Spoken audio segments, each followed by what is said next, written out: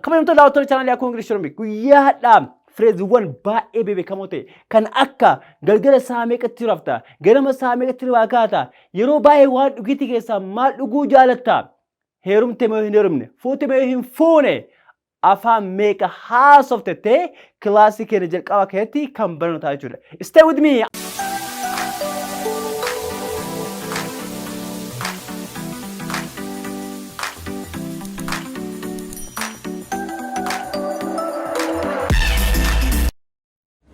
Hello ladies and gentlemen, welcome back to our YouTube channel Aku English with Oromic. I'm Aku from School of American English. My dear sisters and brothers, guys, how you man? How you doing, man? How's the life? What's up, man? You okay, right? Nice. How's life treating you? Do you know the guys? Great, right? Nice to hear that. All right, today we're gonna have a spoken class. In our today's spoken class, we're going to learn different expression which is really crucial in our daily activities. Kabajamtoota daawwattoota chaanaalii Akkoo Ingilish Oromic guyyaadhaan fireeziiwwan baay'ee beekamoo ta'e kan akka galgala saa meeqatti rafta, ganama saa meeqatti kaata, yeroo baay'ee waan dhugiitii keessaa maal dhuguu jaalatta, heerumte moo hin heerumne, fuute moo hin fuune, afaan meeqa haasofte ta'e kilaasii keenya jalqaba keessatti kan barnootaa jechuudha. Stay with me until the end of my video, guys. Please, let's get started without further ado. All right. Tokkoffaan maal jedha? How many languages do you speak?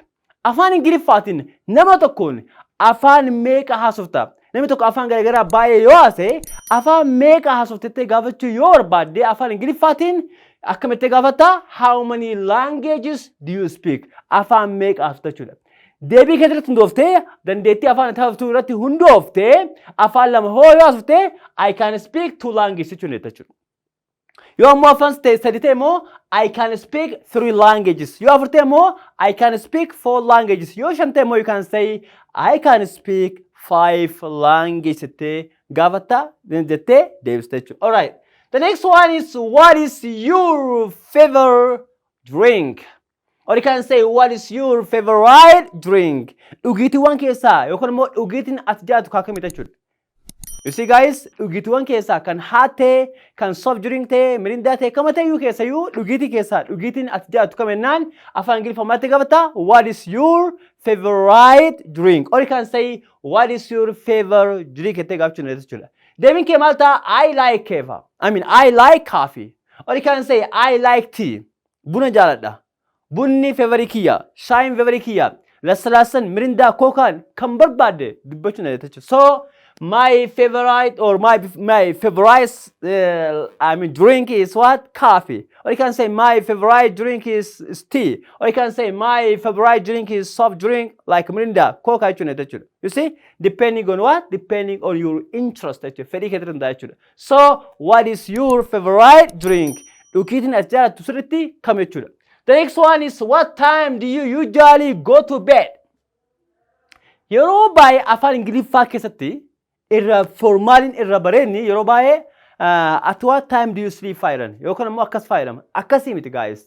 Afaan Ingiliffaan sirriin yeroo nama tokkoon saa meeqatti rafta galgala saa meeqatti gara algaa deemti saa meeqatti raftettee gaafachuu barbaadda haala kanaan gaafata. Maal jettee gaafata? What time do you usually go to bed? Yeroo baay'ee gara hirribaa yookaan immoo gara algaa yookaan immoo gara siree saa meeqatti deemtettee gaafata jechuudha. You can say I usually go to bed. I usually go to bed. Okay, I usually go to bed at 4 o'clock local time. Akka sa'aatii Itoophiyaatti yookaan immoo akka sa'aatii naannoo keessatti jechuudha. Itoophiyaan taa'ame jechuudha. I usually go to bed at 4 o'clock jechuudha. Ninga. Okay, I usually go to bed at 4. Sa'aatii 4 rafachuu jechuudha. Okay.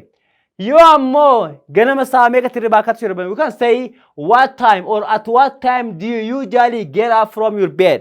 Or you can say at what time do you usually get up jechuudha. Hinga. At what time do you usually get up? Saa meeqatti hirribaa kaatu jechuudha. You can say I usually get up at 6 o'clock Western time. Akka afaan Faranjiitti yookaan immoo akka lakkoofsa biyya irratti sa'aatii jaatti jechuudha. Sa'a jechuun maal jechuudha? Sa'a 12 jechuudha. Sa'a 12 jechuun barii jechuudha. So you can say I usually get up at 6 o'clock Western time. Akka afaan alatti local time jechuun akka biyya keessaa jechuudha. Local time. Or you can say Ethiopian time. Or you can say more. You are the time. You can say Western. Or you can say foreign time. You can say Western time. Or you can say French time. So you can say I usually get up at 6 o'clock Western time. Akalakos alati saati jachun saako lamatri bakachulu. Okay. The next one is you can say what is your marital status? Hali furin sakete kam. Nama tokkon fute. Are you married to? Heerumtee jechuudha yookaan immoo fuutee jechuudha.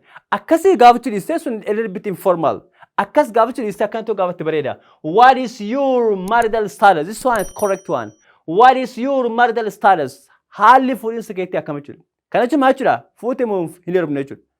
What is your marital status? You can say I am single. Single kophaa koo jira. Or you can say I am married. Heerumee jira. Or you can say I am engaged. Okay? Nikah hidhatee jira. Or you can say I'm betrothed. Okay? Betrothed jechuun mana na seenanii jira jechuudha. Yookaan immoo jaarsi ergamee na gaafatanii jira jechuudha. Nikaan irra garuu immoo betrothed ta'ee jira jechuudha. Kanaaf jennaan haala kanaan gaafattee haala kanaan deebisa jechuudha. Kalatti maan ammallee expressionii 5 itti fufna na wajjin tura. Okay. Kan itti aanu maal jedha? Afaan Ingiliffaatiin nama tokkoon yookaan immoo dubartii takkaan yookaan immoo nama dhiiraa tokkoon nyaata dalaguu dandeettaa jettee gaafachuu barbaadde maal jettee gaafatta? Can you cook? Hey bro, can you cook? Can you cook? Nyaata dalaguu dandeettaa? Yes, I can. Eeyyee nan danda'a. Yes, I can. Eeyyee nan danda'a. Can you cook? Eeyyee nan danda'a. The next one is can you do me a favor? Please, can you do me a favor? Nama tokkoon in English afaan Ingiliffaatiin galata naa ooluu dandeettaa? Waan kana naa galuu dandeettaa? Okay, waan kana tata. Waan kana kenta te favor yookaan immoo galata gaafachuu barbaadu. Can you do me a favor? Galata naa ooltaa jettee gaafachuu barbaadu. Maataani can you do me a favor? Tanchu, can you do me a favor? Yeah, sure. Yeah, possible. It's okay with me. It's my pleasure. It's okay with me. Be my guest. Never mind. It's okay with me to karaa gargaraatti deebisuu ni jechuudha. So, can you do me a favor jechuun galata naa ooltaa jechuudha. You can say sure. Eeyyee jechuudha ni jechuudha. Kaitaan, could you lend me $100? Could you lend me $100? Qarshii dhibba naa liqeessuu ni dandeettaa? Yookaan immoo qarshii dhibba naa kennuu ni dandeettaa? Can you lend me? Can you lend me $100? jettee haala kanaan gaafata jechuudha. Nama tokkoon qarshii dhibba naa liqeessuu ni dandeettaa? Qarshii 50, qarshii 1000, qarshii 500 gaafachuu barbaadu maataani? Can you lend me $500? Can you lend me $500? Can you lend me $500? Waan barbaadde gaafachuu ni jechuudha. Deebiin kee maalidha? I don't have $100. Ani doolaara dhibba tokko hin qabu. But I have $50 jechuudha. Or you can say yeah sure jechuudha. Eeyyee jechuudha. Yoo liqeessuu hin barbaadu yookaan immoo yoo hin qabne maataan I don't have $100. Doolaara dhibba tokko na gaafate kana hin qabu jechuudha deebisuu ni dandeetta jechuudha. Alright, you can say that I don't have $100. Doolaara dhibba tokko hin qabu jechuudha deebisuu ni dandeetta jechuudha. The next one is are you workaholic? Are you workaholic? Are you workaholic? Maal jechuudha? Ati nama dalagaa jaalatu jechuudha. Nama tokkoon ati dalagaa dalaguu jaalatta. Nama waa dalagu jettee gaafachuu barbaadde maal jettee gaafatta? Are you workaholic jettee gaafata jechuudha. Are you workaholic? Dalagaa ni dalagdaa? Dalagaa dalaguu jaalatta? jettee gaafata jechuudha. Yes, I am workaholic. Eeyyee ni danda'a. Yes, I am workaholic. Or you can say no, I am not workaholic. Lakin jaalladhu jechuudha barbaadde maal ta'an? You can say no, I am not. No, I am workaholic. Or you can say I am not workaholic. Dalagaa dalaguu hin jaalladhu jechuudha. Okay, you can say that no, I am not workaholic. And nama dalagaa dalaguu danda'u jechuudha. Okay. The next one is are you introvert or extrovert? Are you introvert or extrovert? Atini nama hawaasan yookaan immoo ummataan ollaa walii galu moo nama ollaa waliin galle ta'e yeroo gaafatte afaan Ingiliffaatti maal ta'e gaafata? Are you introvert or extrovert? Introvert jechuun nama hawaasa waliin galle nama kophaasaa of godhee taa'u yeroo baay'eedha. Extrovert jechuun ammoo nama hawaasa walii galu jechuudha. So are you introvert or extrovert? Ati nama hawaasa waliin galle moo nama hawaasa walii galu ta'e haala kanaan gaafachuu dandeetta jechuudha. It's a nice question. Gaafii bareeda jechuudha. Deebiin kee akkaataa amala keetiiti. akkaataa behavior keetiiti, mannerii keetiiti. Are you just extrovert or introvert? Ask yourself. Don't ask me, all right? So, I am extrovert. Lucky an nama hawaasa walii galu. Ani sociably dha. An nama walii galachuu ne jechuudha. I can see eye to eye with everybody. I can get along with everybody. You see?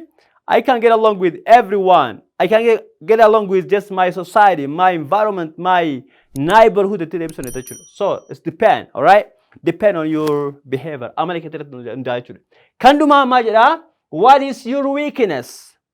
What is your weakness? Namata kon that ebini ke mali. Mal hankina malik abdete gavchur bad. Mate gavata, what is your weakness? That ebini ke mal. What is your weakness? That ebini ke mal. Yero bai gafin lamat diata. What is your weakness and what is your strengthness? Te gavta chule. Jabini ke mal. That hankini ke mal. So what is your weakness? Hankini ke okona mo. Want bakke ati lafin ati kabdu esa chula. So here is Debin Ketilla, Akas Debi Ketum Daichul. And my day, I am procrastination. I am what? I am procrastination. I am procrastination chuni. Ani delaga, Yokan Nama delaga, had the delegamuka burid the versachul. Nama Sanafi Namatachul. One had to go to Komal de Yongora, board delegate in a Mayadachul. Kanaf, one tas the hat delegate Umurukabu. Nemitoku, burid the versanemis Madama, procrastination natural. Nama Sanafi Namatachul. Nama dadaba namata chudha. Nama guyera guyetti bor dalag iftan achan dalagade one had delegate umulando one salphaa way borid dabarsa chudha. You see, so we can say that ibn himaida procrastination chudha. One dalagamu komada hadatin dalagu chudha. Or you can say that ibn you can say I get angry ni arakcho neta chudha. That ibn just I don't study hindu bisu neta chudha. So that ibn ba ejra chudha. Kanaf akata malike sanitin if such netani nuti wani gudda wani barcharo maida gafi one shantama akit gavatani fi akit debsan. That's it. Kana chudha. Kanaf what is your weakness? Name messenger that ibn kemas yours devin kemada I am procrastination chudha. Yo amala kana qabata chudha. Ani amalikiya amala walafar harkisuti. One had dalagamu kabu. Borid dabarsate halkan debsun dane tachura. That's all what I have for you for today. Thanks a millions for your time and patience. If you have really any question, complaint, you can ask me or you can just leave your comments on the comment area or on the comment box, man. Okay, gafi yado kabatan comment resna kada hat af mo barus asmatu murajira fayanata. Bye.